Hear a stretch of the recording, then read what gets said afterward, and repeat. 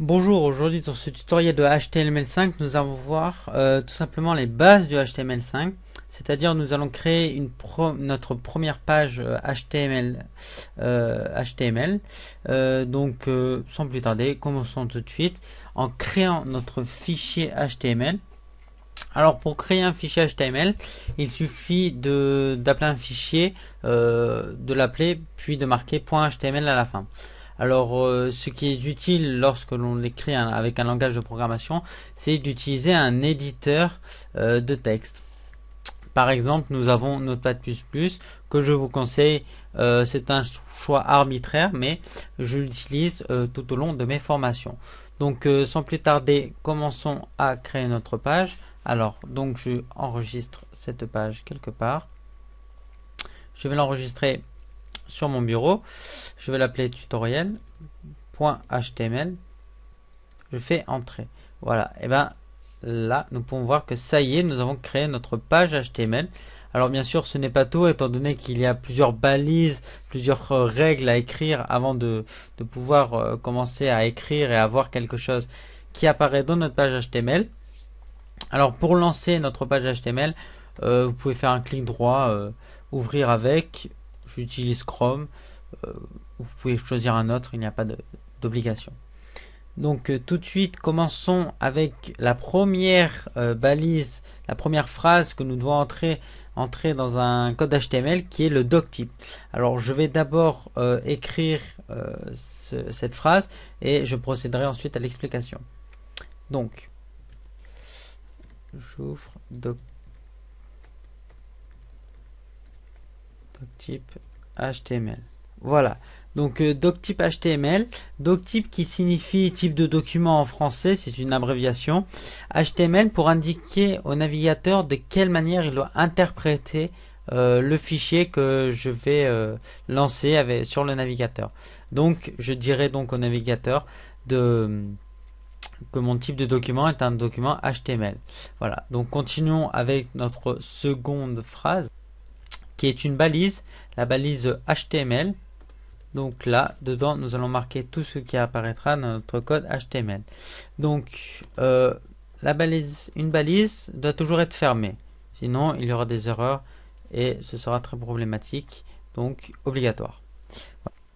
Donc, la seconde phrase à mettre obligatoire est la phrase du metacarset. Donc, encore une fois, je vais d'abord écrire et ensuite je vous expliquerai à quoi cela sert. Voilà. Égal 8. Voilà. Donc metacarset, carset qui signifie jeu de caractères. Donc cela va indiquer au navigateur quel type de caractère il va lire, c'est-à-dire comment il va lire les caractères. Vous allez voir après, je vais vous montrer un exemple lors de l'exercice. Il y a l'UTF-8 qui est le protocole, la restriction générale. Donc il marche pour tous les pays du monde. Il n'y a pas des exceptions, il ne traite pas le fait que des accents. Vous verrez. Voilà, donc continuons avec notre balise head. Head qui signifie la tête, l'entête. Donc dans le head, nous aurons tout ce qui sera en tête, comme cela l'indique, de la page HTML. Alors un exemple simple avec la balise title. Donc title qui veut dire le titre. Bien sûr, ne pas oublier d'indenter pour mieux se repérer. Le balise title. Donc, je vais marquer quelque chose dans cette balise title et nous allons la retrouver comme par magie. Donc, je vais marquer mon premier titre. Voilà. Donc, regardons ce que cela donne sur notre page. Donc, nous pouvons voir que nous avons mon premier titre qui est affiché en haut, comme je vous montre sur la pointe de la souris. Mon premier titre, donc c'est ça le title. Donc, autre utilité dans le head que le title, nous pouvons marquer des scripts, le JavaScript, le CSS et le PHP qui sont des autres langages de programmation web sont inscrits dedans. Donc, indispensable. Bon, si vous ne le mettez pas, ce n'est pas un drame. Donc, fermons notre balise head et commençons avec notre balise body. Alors, le body, qui veut dire corps, français, sera tout simplement ce qu'il y aura sur la page principale, sur le corps de la page HTML. Alors je vais vous montrer tout de suite comment cela marche. Avec l'exemple d'une balise qui sera dans le body, je vais en l'occurrence prendre ici une balise H1 qui confère aux caractères qui sont inscrits dedans le fait qu'ils soient en gras et qu'ils soient de gros caractères. Donc je marque quelque chose dedans, ma première phrase, et regardons tout de suite ce que cela donne. Donc je sauvegarde bien sûr et je rafraîchis. Donc nous avons ma première phrase qui est affichée dans la page HTML.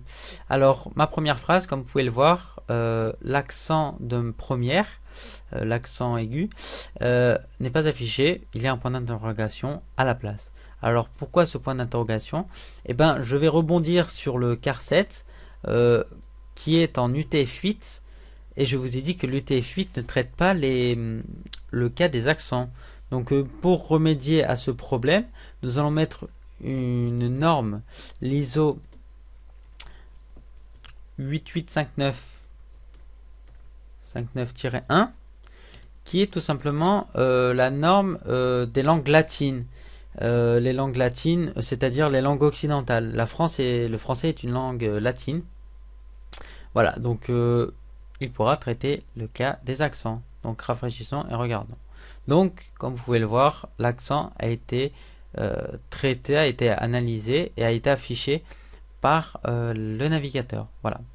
Donc là, je vous ai montré la base. Il y a bien sûr tout un étendard que nous pouvons utiliser pour les pages HTML. Un autre exemple que nous mettons dans la balise body, le BG Color, qui est le background color, donc la couleur du fond d'écran. Je vais vous montrer Blue par exemple. Il y a des couleurs prédéfinies qui ne sont pas forcément très belles, mais vous pouvez choisir vous-même des caractères, des couleurs. Voilà, donc rafraîchissons. Voilà, donc nous avons notre première phrase et nous avons notre fond d'écran qui est bleu. Donc voilà, j'espère vous avoir aidé à comprendre et à créer votre première page HTML. Voilà, donc merci.